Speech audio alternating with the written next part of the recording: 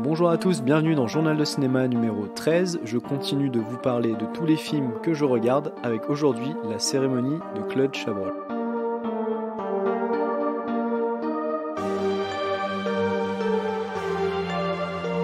La cérémonie, c'est un film français de 1995 réalisé par Claude Chabrol, qu'on connaît notamment parce que c'est un grand réalisateur français et parce qu'il a participé au début de la Nouvelle Vague. Son film raconte l'arrivée de Sophie, incarnée par Sandrine Bonner, une gouvernante analphabète, dans la propriété de la famille Lelièvre, avec notamment Jean-Pierre Cassel dans le rôle du père, Jacqueline Bisset celui de la mère, ou encore Virginie Ledoyen qui incarne la fille. Elle va dès son arrivée faire la rencontre de Jeanne, la postière, qui va ensuite se lier d'amitié avec elle, Jeanne étant jouée par Isabelle Huppert, César de la meilleure actrice pour ce rôle. Donc comme d'habitude je vous donne que les prémices du scénario parce qu'il y aura une partie spoiler un peu plus tard. Claude Chabrol, ici il adapte le livre de Ruth Rendell publié en 1977 et appelé L'Analphabète, qui est lui-même inspiré d'un fait divers, l'affaire des sœurs Papin. Pour entrer directement dans le vif du sujet, le film parle de la lutte des classes, très clairement c'est quelque chose dont on s'apercevra très vite. Cette lutte des classes, cette confrontation de milieu social, elle se fait, je trouve, de façon assez subtile, tout simplement parce que les premières minutes du film, on nous montre d'emblée le fossé qui sépare la famille Lelièvre de Sophie, que ce soit en termes de langage ou de style vestimentaire, il se fait clair qu'un monde les sépare. Et c'est justement là où le personnage de Jeanne la postière, incarnée donc par Isabelle Huppert, va être le point de repère de Sophie dans ce nouvel environnement, tout simplement car elles sont du même milieu modeste. Et simplement en quelques minutes d'exposition, le thème central est mis en place, ce qui va laisser à Claude Chabrol la possibilité de petit à petit le développer pour installer les éléments qui amènent à la rupture finale. Parce que tout simplement la cérémonie, qui est un titre un peu abstrait pour le coup, c'est fatalement quelque chose qui a un début et une fin. À partir de la situation initiale, pendant plus d'1h30, on va assister à tous les petits événements qui vont creuser cet écart et nourrir la confrontation. En cause notamment l'analphabétisme de Sophie, qui est source de certains problèmes, mais également qui va être le symbole de cette différence de milieu, tellement il semble impensable pour cette famille bourgeoise d'avoir embauché quelqu'un qui ne sait pas lire. Les petits mots déposés pour donner des instructions à Sophie vont être notamment des motifs de frustration. D'ailleurs, la scène où on découvre cet analphabétisme et où Sophie va essayer de décrypter le message laissé par la mère en utilisant un livre d'apprentissage de la lecture est vraiment très réussie. Tout simplement parce que dans cette séquence, on arrive à sentir la détresse du personnage et on ressent la honte suscitée par l'impossibilité de lire ces mots. Pour illustrer, Claude Chabrol va utiliser tout le film des petites phrases, des petites attitudes qui vont en fait nourrir la confrontation et le malaise grandissant de Sophie au sein de cette famille. On va avoir des choses très évocatrices comme cette scène où Sophie mange un poulet avec les doigts seule dans la cuisine alors que le service a été fait de façon très maniérée et bourgeois dans la salle à manger pour la famille. Du côté de Jeanne, même si on sent dès le début du film qu'il y a une forme de jalousie à l'encontre de cette famille, on a une scène avec Jeanne qui illustre parfaitement pour moi la déconnexion entre les deux mondes et la haine qui se cristallise petit à petit. C'est cette séquence où Mélinda, donc la fille, le lièvre, va aider Jeanne avec sa voiture, ce qui est en soi une bonne action. Et bien lorsqu'elle aura fini de s'essuyer les mains avec un mouchoir que Jeanne lui aura donné, et ben elle va le jeter de façon un peu méprisante dans la voiture de Jeanne, comme si c'était une poubelle, alors même qu'elle venait d'aider à redémarrer la voiture de la postière. Et donc on a cette action de Melinda qui n'est pas forcément malfaisante, mais qui est quand même, qui démontre cet écart de classe entre les deux, et Jeanne qui regarde dans sa voiture sans rien dire, mais dont on sent qu'elle bouillonne au fond d'elle, et que dans d'autres circonstances elle aurait peut-être réagi différemment et beaucoup plus violemment. Une autre séquence qui démontre aussi ce mépris un peu rentré, un peu enfoui, qui soudain se révèle, c'est simplement au détour d'une phrase quand le père apprend l'analphabétisme de Sophie, il réagit en fait en disant « on aurait dû s'en douter ». Et c'est là en fait que se joue vraiment la finesse du film de Claude Chabrol, c'est qu'avec au détour de cette phrase qui semble anodine, le mépris est totalement présent, parce que pourquoi ils auraient dû se douter que la bonne était analphabète? Il n'y avait aucune raison qu'elle le soit.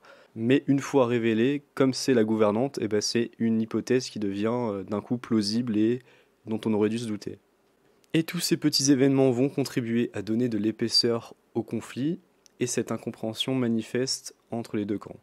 Car finalement, quand l'une ou l'autre des classes aura dépassé les bornes, ce sera immédiatement la violence des mots ou des actes qui va rentrer en jeu. Il est important de revenir sur le casting du film, particulièrement bien choisi. Sandrine Bonner est impeccable en gouvernante timide qui révèle ses secrets pas à pas. Aussi, la personnalité de Sophie s'affirme au fur et à mesure du film et l'interprétation du personnage rend parfaitement justice à cette évolution. En toute honnêteté, je dois le dire, je ne suis pas le plus grand fan d'Isabelle Huppert. Je pense que c'est une très bonne actrice et que ce film le prouve encore, mais que le César me semble un poil trop comme récompense pour ce rôle. Elle arrive tout de même à vraiment apporter de l'étrangeté dans son personnage, ce qui renforce la marginalité qui finalement caractérise Jeanne. Le couple formé par Jean-Pierre Cassel et Jacqueline Bisset est également extrêmement convaincant. Ils ne surjouent pas du tout des clichés de bourgeois, mais ils sont suffisamment guindés pour marquer la différence avec la gouvernante et son amie et donner l'impression d'un fin mépris à leur rencontre. De même avec le personnage de la fille incarnée par Virginie Ledoyen, qui semble se ranger du côté de Sophie, mais uniquement pour se donner une espèce de bonne conscience assez fausse. C'est typiquement le personnage qui représente en fait une forme de politiquement correct de surface que l'on ne retrouve pas dans les actes. Pour développer plus amplement mon propos, je vais passer à la partie spoiler. Je précise tout de même que selon moi, on peut très bien connaître la fin de ce film et l'apprécier, bien que je puisse comprendre également que certains préfèrent la découvrir par eux-mêmes.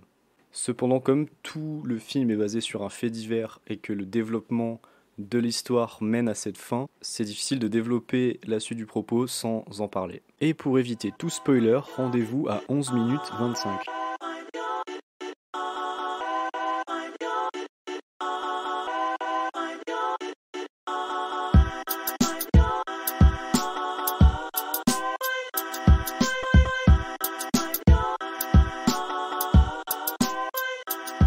Pour cette partie spoiler, je voulais revenir sur l'aspect social du film.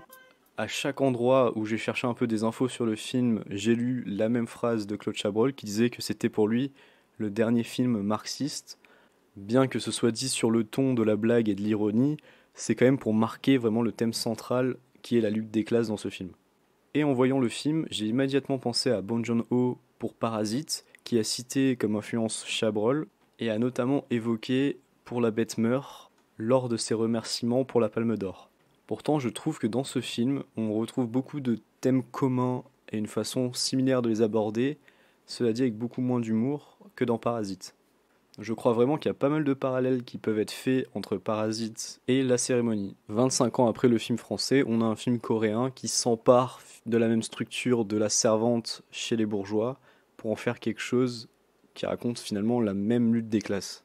Cependant, dans La Cérémonie, on a le thème de la jalousie avec le personnage de Jeanne qui est beaucoup plus clair. Au-delà du sentiment d'infériorité, de ne pas être du même monde, Jeanne va s'immiscer dans la vie de la famille de manière un peu toxique, notamment en lisant le courrier avant qu'il soit livré, car sans doute elle souhaiterait être à leur place pour mieux les comprendre, se sentir plus proche d'eux. On le voit également la première fois que Sophie invite Jeanne chez les Lelièvre, et qu'elle commence à regarder tout le mobilier de manière minutieuse et les affaires présentes dans la maison pour faire comme une sorte d'inventaire. Et si Jeanne est revancharde par jalousie, Sophie, elle va plus fortement incarner le sentiment d'infériorité par son alphabétisme, par sa place dans la maison, à l'écart de la famille, et évidemment par son métier, celui de gouvernant. Après avoir mis en place tous les éléments qui montrent la différence, qui justifient en partie le mépris et le sentiment de haine qui habitent les deux êtres, Chabrol va pourtant faire d'elle les véritables coupables de l'histoire. En assassinant chaque membre de cette famille, elles deviennent des meurtrières et rien d'autre. Comment justifier par exemple l'assassinat du jeune Gilles, qu'on voit très peu dans le film, qui est assez effacé, qui est finalement en retrait de la famille. Lui, finalement, son seul tort, sa seule culpabilité, c'est d'avoir été le fils de cette famille.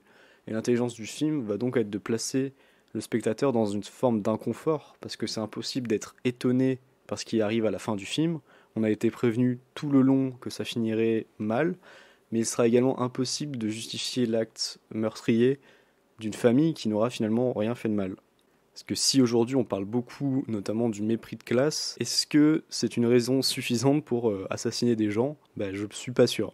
Le constat est donc amer car Chabrol semble nous indiquer que si la situation sociale reste celle-ci, nous n'échapperons pas à cette issue.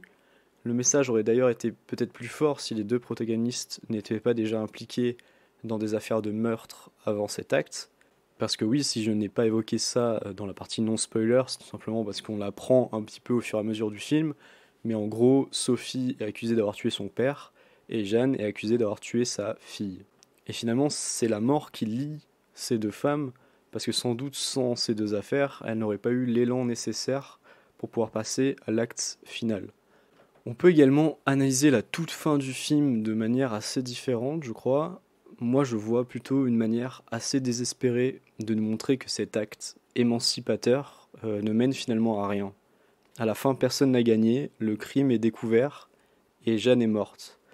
La cérémonie qui donne son titre n'était au final qu'un acte cathartique, mais assez vain, non préparé, mais définitivement une volonté de punir. Et du coup, à la fin, personne n'est véritablement vengé, les bourgeois restent les bourgeois, les pauvres restent les pauvres, et donc tout le monde est mort, sauf Sophie, qui risque, elle, de finir en prison. C'est tout pour la partie critique, je vais donc vous donner mon avis sur le film.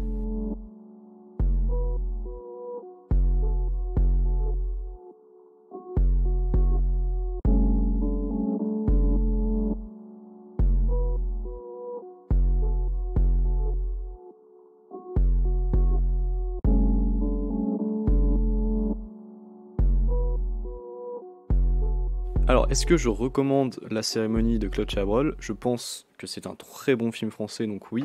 Je le trouve très actuel, notamment parce que la lutte des classes ces derniers mois, c'est un peu redevenu à la mode, c'est redevenu un sujet de préoccupation, et que le film l'aborde de manière très intelligente, je crois sincèrement sans manichéisme. On a sans cesse des rôles qui s'inversent entre victimes et coupables, on comprend les motivations de chaque personnage, justifiées par leur position, que ce soit par rapport à cette famille ou dans la société. La mise en scène est maîtrisée, le récit intelligent, les personnages bien écrits, servis donc par le très bon casting qui font autant de bonnes raisons de voir le film. Et si vous n'avez écouté que la partie sans spoiler, eh bien peut-être que vous avez l'impression que j'accable plus les bourgeois, entre guillemets la famille bourgeoise dans le film, mais le film aborde véritablement les torts de tout le monde et démontre assez habilement la fabrique en fait de la haine entre les deux classes, symbolisée par ce fossé trop important entre les deux, qui est impossible à combler. Ce film, c'est donc à la fois une réflexion sur la société, mais également sur la violence et toutes les formes qu'elle peut revêtir, et dont n'importe qui peut être la victime. Si vous souhaitez découvrir Claude Chabrol comme moi, car oui, malheureusement, je suis assez peu au fait de sa filmographie, c'est pour ça que je ne suis pas revenu en détail sur le style et les thèmes de prédilection, j'ai trouvé que ce film était une très bonne porte d'entrée à son cinéma. Je vous remercie de m'avoir écouté, c'est tout pour cet épisode. Vous pouvez me suivre sur Twitter @Journal de Cinéma si ça vous a plu. Et si l'épisode vous a plu, n'hésitez vraiment pas à vous abonner sur votre plateforme d'écoute favorite, que ce soit Deezer, Spotify, Podcast Addict, Apple Podcast ou encore Pocket Cast. Normalement, le podcast est disponible partout. Je vous retrouve au prochain épisode. Bye!